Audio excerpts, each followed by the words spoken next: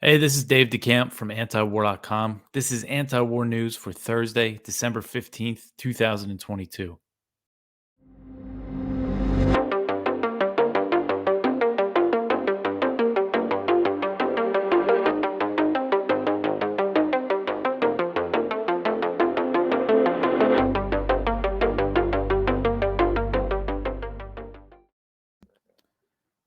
All right, the first story at the top of antiwar.com today. The U.S. Mulls sending a small number of troops into Ukraine to track weapons. So the Pentagon is discussing the possibility of sending a handful of additional troops to Ukraine to step up the tracking of weapons that are being sent into the country. This is from an NBC News report. So, back in October, the Pentagon said that U.S. military personnel based at the U.S. Embassy in Kiev began conducting on site weapons inspections in Ukraine. According to NBC, the U.S. has a couple of dozen troops inside Ukraine, including a small number that is involved in tracking weapons.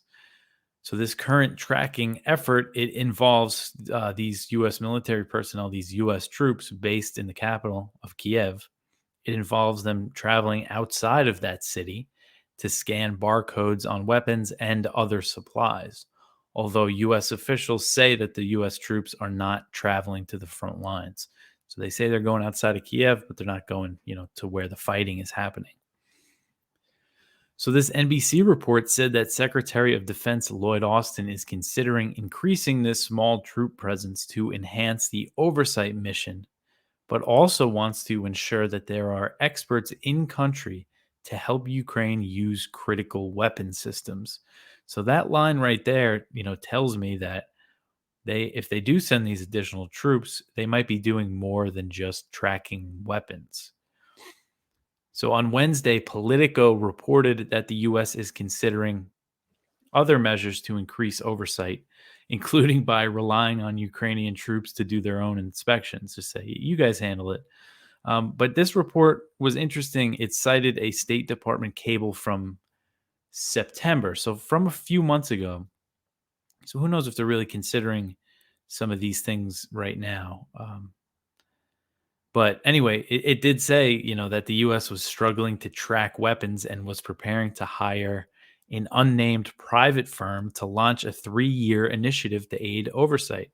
So apparently they want to get some private companies involved, maybe private contractors involved in going to Ukraine, hire some mercenaries to go do it.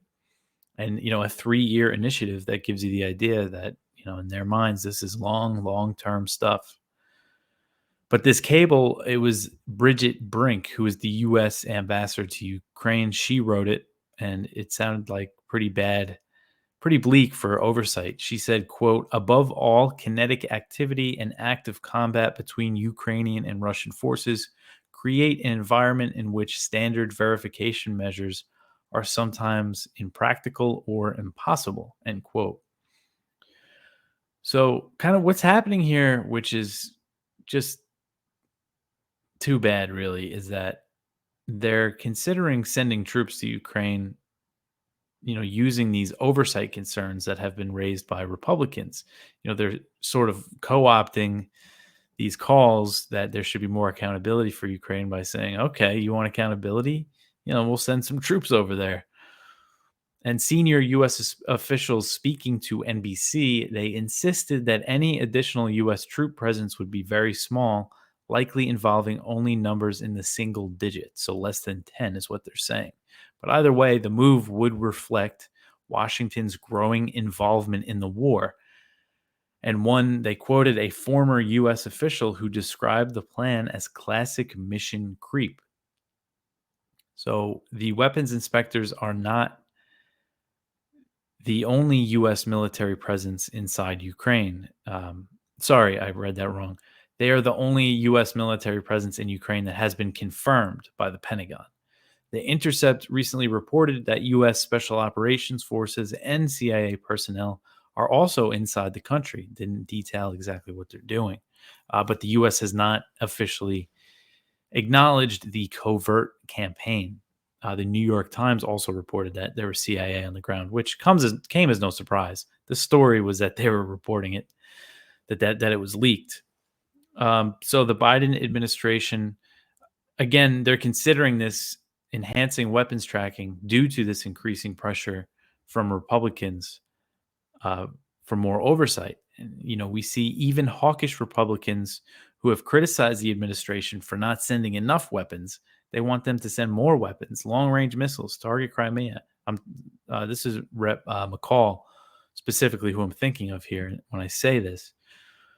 So you have these hawks kind of grabbing this talking point for we need oversight. So maybe this is kind of what they have in mind to really increase the U.S. role. I remember way back in July, there were some members of Congress, I forget who, they went to Kiev and they said, oh, we have to send military advisors to Ukraine for oversight. And of course, we all know, the U.S. involvement in Vietnam started with the military advisors. This is mission creep. This is the U.S. slowly increasing its role in the war.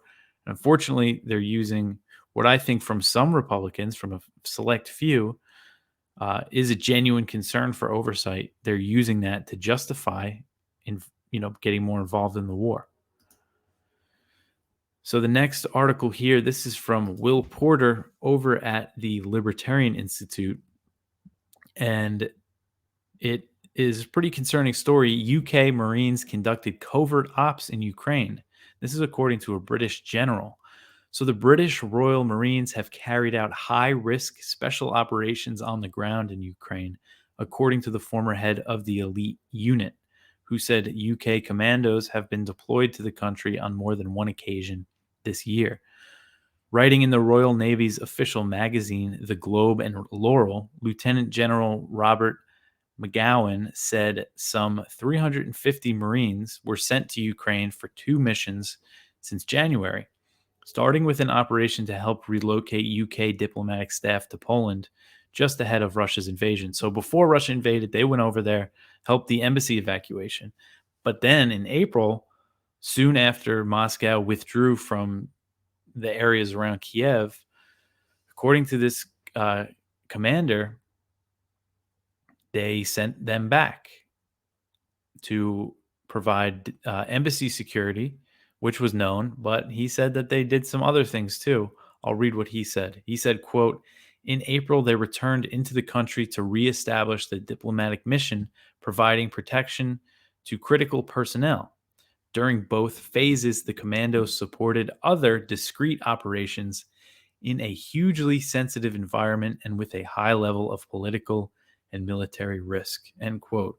So, of course, he didn't elaborate on what those other missions entailed, but he's the first British official to publicly confirm special operations in the country outside of embassy, British troops protecting the embassy. That was known. This is new, though. And the British Defense Ministry previously acknowledged that British soldiers were sent to protect embassy staff, as I just said, but they never discussed missions on the scale described by McGowan. So asked about the general's claims, a Royal Navy spokesman would only say that Marines were deployed to Ukraine to support the UK's diplomatic presence and said that they serve no combat function. So you have this commander saying it, but when the military was asked, they kind of denied it. Not exactly denied it, but they didn't say. So troops from they're from the 45 Commando Unit. They specialize in Arctic warfare. So we did know that there were, according to a report from the Times earlier, I believe this was back in April, maybe not that long ago. Let's see, Will links to the article here. This is back in April. Okay, so this report said that the Special Air Service, their Special Operations Forces, were in Ukraine, training Ukrainian troops in Kiev and I believe also in areas outside Kiev, but it wasn't officially confirmed. And also that New York Times report that said the CIA was on the ground also said British Special Forces were on the ground. So a lot of confirmation that the British are very involved in this war. And that's who Russia accuses of being involved with the bombing of the Crimean Bridge, I believe some other attacks on Crimea. They're saying British commandos were involved. They blame the British for the Nord Stream sabotage. So knowing kind of how hawkish the UK has been, and then knowing all this, I don't think we should necessarily dismiss those Russian accusations. All right, the next article here, Zelensky, the Ukrainian president, he wants complete isolation of Russian athletes from the Olympics. So this is an example, this is the political side of how Zelensky's trying to punish Russians for the war in Ukraine, not just, the Russian government. So Zelensky on Wednesday, he slammed a plan to allow Russian and Belarusian athletes to participate in the 2024 Paris Olympics and called for the complete isolation of Russians from the games. So this plan was put forward by the U.S. Olympic and Paralympic Committee. It would allow Russians and Belarusians to participate in these games, but not under their country's flags or colors. So, for allowing Russia to launch the initial part of its invasion from Belarusian territory, Belarus has also been included in Western sanctions and efforts to ban Russia from international events like this. They've been lumped in, even though they don't have troops fighting in Ukraine. So the plan would add restrictions that were imposed on Russia over a doping scandal. So Russian athletes were barred from using the Russian flag in the Beijing Olympics in 2022, but they did wear the Russian colors, and so these are different restrictions. But these aren't good enough for Zelensky, who told the International Olympic Committee president that the only option is for, quote, the complete isolation of the terrorist state on the international stage. In particular, this applies to international sports events, end quote. So Zelensky has a history of calling for the collective punishment of Russians in response to Putin's invasion of Ukraine. That's kind of the reason why I wanted to highlight this, because by this standard, Americans, should, when they invaded Iraq, they should have been banned from the Olympics. And Zelensky previously demanded that Western countries ban all Russian travelers. And when he said that the whole population of Russia was responsible for the war. So, but the EU, they never agreed on the travel bans, but some Eastern European countries, the Baltic states, they obliged with visa restrictions that essentially banned all Russian travelers with some exemptions. So, collective punishment for the Russians is what Zelensky wants. All right, the next one here, Chuck Schumer, he says that the Ukraine aid will be included in an omnibus bill that Congress is working on. So this is Senate Majority Leader Chuck Schumer. He said this on Tuesday, that this additional funding for Ukraine that the White House was requested will be included in a big omnibus spending bill that Congress is looking to pass before the end of the year. Congressional negotiators have been at odds over the final numbers of the spending bill, but Schumer said that he expects a deal will be reached soon. The White House has asked Congress to authorize $37.7 billion in Ukraine aid, which would bring the total U.S. spending on the war to about $105 billion. Congress could authorize more funding for Ukraine than what Biden has requested. They did that before. The $40 billion aid package, I believe Biden asked something like $33 billion, and they upped it to 40. So that's always possible. It's not clear right now what the final number is going to be. And Thomas Massie, the representative from Kentucky, who opposes arming Ukraine, who's been very good on this issue, he said that the new aid should be put to a separate vote. Massie wrote on Twitter, quote, "This is wrong. We should have a separate vote on additional Ukraine funding. Most of my constituents do not wish to have their money sent to Ukraine, especially not without oversight or an audit," end quote. So again, getting into the audit oversight concerns, Massie, he joined Marjorie Taylor Greene, who introduced and a few other Republicans. I know Matt Gaetz was one of them. It was like about 5 of them in the House that have voted against arming Ukraine. Anyway, they sponsored this bill that would require an audit of all the funds that the U.S. has authorized for Ukraine. The resolution was voted down by the Democrat-led House Foreign Affairs Committee, but it did receive support from mainstream Republicans, and Green said that she will reintroduce the legislation when the GOP takes over the House. So again, it's these concerns for oversight, and maybe, this is different. An audit, I don't know exactly what that would involve, if that would mean they would have to send weapons inspectors into Ukraine. I mean, maybe they wouldn't have to send the military in. I don't know, but I think the concern from these lawmakers is genuine, but I just have a hard time believing the hawks who are saying that they're also on board. And I just mentioned in this article that while more oversight could increase accountability for the tens of billions that are being sent to Ukraine, it could also be used to justify more military involvement in the war. And I cite the article that I just went over. All right, the next one here, this is another one from the Libertarian Institute from Kyle Anzalone. Russia says that it will target any Patriot missile sent to Ukraine. So Russia renewed its threats against the Patriot missile systems in light of the reporting this week that the Biden administration is poised to send these Patriot missiles to Ukraine. It's an air defense system, very sophisticated. And a Russian diplomat warned that they're going to be legitimate targets.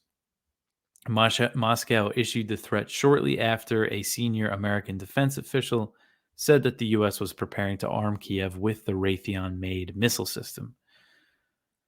So he includes some facts that Kelly Vlahos over at the Quincy Institute, she wrote up a good article about it, which we actually have in our Viewpoint section. But she explained some of the logistical issues for transferring these Patriot missiles to Kiev. Training takes about 6 months for these systems, so that's a long time. And their whole reasoning for sending this is that Russia right now is, really pounding Ukraine's energy infrastructure. In the U.S. Army, a line of battery, this is from Kelly's article, of upwards to 90 soldiers are required for the ongoing control and command of a Patriot missile system. 90 soldiers. So it gives you an idea of how complex it is. And the cost for each system is about $1 billion, not including missiles. So it's a pretty major increase in military aid. So a report from the Washington Post about this plan, it said that the Pentagon is still working on a plan to train the Ukrainian forces on this advanced missile system. And the timeline suggests that if this is what they do, they give it to Ukraine, they train them, let's say in Germany. If it takes 6 months, then they won't actually reach the battlefield until summer. So we'll see. They're still expected to announce this week, possibly as early as Thursday. And Kremlin spokesman Dmitry Peskov just reiterated, what Moscow's view that, of course, these systems would be fair game as a target. And there's always the question that, okay, so if they don't want to train Ukrainians, would they send some Patriot missile systems in with U.S. troops? And right now, there's no indication that that's part of the plan. All right, the next one here, again from Kyle Anzalone, and again, something that Ukraine is expected to receive. The Biden administration is preparing to send equipment to Ukraine that will convert dumb bombs into smart bombs, according to unnamed officials speaking with the Washington Post. So the White House is reported to be in discussion about sending more advanced weapons. So this kit that they're considering providing is the Joint Direct Attack munitions. And these kits are made by Boeing, and they can convert unguided bombs weighing up to 2,000 pounds into more precise ones. So, what they call dumb bombs into smart bombs, precision guided bombs. And it's not clear yet if the administration has signed off on the plan, but it's just another new way that the U.S. is going to help support Ukraine. That looks like it's on its way. Okay, so the next article here, Germany has signed a contract to purchase U.S.-made F-35s that can carry U.S. nuclear warheads. So Germany signed this contract on Wednesday, and they're going to purchase dozens of Lockheed Martin-made F-35 fighter jets, which are capable of carrying nuclear warheads that the U.S. keeps in Germany. So there are about 20 US B-61 nuclear gravity bombs stored in Germany under NATO's nuclear sharing program. While Germany has no nuclear weapons of its own, under this arrangement, they maintain a fleet of bombers that can drop them. So hypothetically, Germany could drop these nuclear weapons on its own. So right now they have a aging fleet of tornado bombers that are capable of dropping these B-61 bombs, and the F-35s are going to replace that fleet. And the U.S. Embassy in Berlin said in a statement that the German purchase, it's going to ensure the continuation of Germany's commitments to NATO's credible deterrence. Germany announced its intention to purchase the F-35s back in March as part of a plan to boost military spending. Germany will acquire 35 F-35s. That confused me when I was writing this. I had to make sure that was right. 35 F-35s in a deal worth about $10.5 billion. And they are expected to be delivered between 2026 and 2029. And the F-35s will be scheduled to replace the Tornadoes in the nuclear sharing mission by 2030. So actually, when Olaf Scholz, the German chancellor, was forming his government, I forget which parties were opposed to this, but there were some people that were part of the coalition being formed saying that they don't want to host these nuclear weapons anymore. But I think that was quickly dealt with. So there is some opposition in Germany to hosting U.S. nuclear weapons and being responsible for them the way Germany is. So under NATO's nuclear sharing program, the U.S. keeps nuclear warheads in Germany, Belgium, Italy, the Netherlands, and Turkey. So there are currently no known U.S. nuclear weapons in countries that joined NATO after the collapse of the Soviet Union. But Poland is open to hosting them and says that it has held discussions with the U.S. about the issue. So just besides the U.S., France and Britain also have their own nuclear stockpiles. I believe, it's around something like they each have like 200 nuclear warheads each. But Finnish leaders have said that they would not rule out hosting NATO nuclear weapons if Finland ever joins NATO. That would be just a huge provocation, of course, because Finland has an over 800-mile border with Russia. But there's no indication that if they join the alliance, that's going to happen anytime soon. Finland's president has said that the country doesn't have plans to host NATO nuclear weapons, and there's been no signs that NATO would look to deploy them there. But, when you see talk like that, that doesn't rule it out as a possibility down the line that NATO could put nukes there. So this expansion of the nuclear sharing program is always a possibility. And it is something, I learned about this not that long ago. I didn't realize that. I knew the U.S. had nukes in Europe, but I didn't realize that Germany had a fleet of bombers to go drop them. So that's what this F-35 purchase is about. And Germany's also have all these plans to really increase military spending. All right, so the last article in the news section today, the Israeli military confirms that an Israeli airstrike hit a convoy on the Syria-Iraq border back in November. So this was the head of the Israeli Defense Forces, the IDF, confirmed that Israel was behind the strike, which reportedly killed at least 10 people. So this is Aviv Kohavi. He's the IDF chief of staff.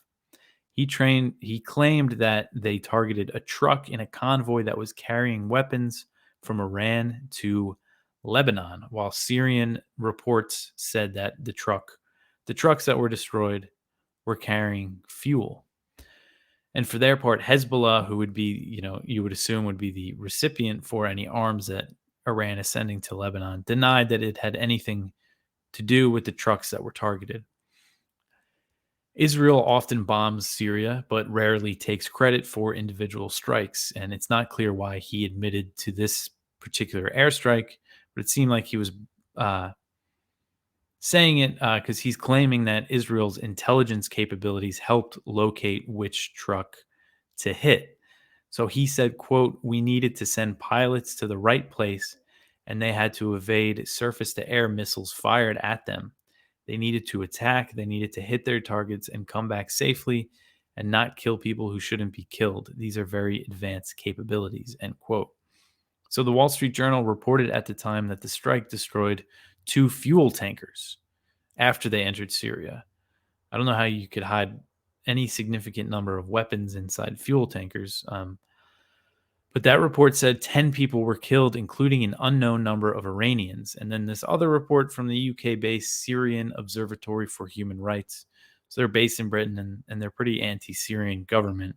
But they put the casualty figure higher, saying that 15 people were killed and described them as mostly pro-Iranian fighters. So who knows exactly who was killed. But, if you're targeting a big convoy, he says that, make sure that they didn't kill people who shouldn't be killed. I mean, there's no controlling that when you're bombing a truck convoy, especially when they're fuel trucks. So the latest known Israeli airstrike, the most recent one, took place this past weekend in southern Syria, which reportedly targeted a Syrian military radar system. So again, Israel's always launching these airstrikes in Syria. It gets very little coverage in mainstream media. They always frame it as attacks on Iran and attacks on Hezbollah. But they often kill Syrian troops, sometimes civilians, and they do often target civilian infrastructure, including airports, the Damascus and Aleppo international airports. All right, well, that's it for the news. We go check out our Viewpoints. There's a lot of good stuff. We have one from Ted Snyder about what the U.S. has to say about Ukrainian strikes in Russia, about those strikes deep inside Russia, and the U.S.'s tacit support for them, at least behind closed doors. It seems like we have one from Caitlin Johnstone over at her website about Biden killing the Senate resolution to end the war in Yemen, and she quotes my article there, and it's just a really good summary of everything that happened. And go check that out. Kelly Vlahos, you could go look at her piece at Responsible Statecraft about the Patriot missiles, which I would recommend. It's very good. And she actually cites Colonel Douglas Macgregor, who says that when it comes to what Ukraine is facing right now with the missile strikes and the drones and the kamikaze drones that their infrastructure is getting pounded with, McGregor is saying that the NASAMS, which the U.S. has already been providing Ukraine, is better for countering drones and cruise missiles than these sophisticated Patriots, which is interesting. And speaking of McGregor, Michael Vlahos sat down with him and did this really amazing interview with him.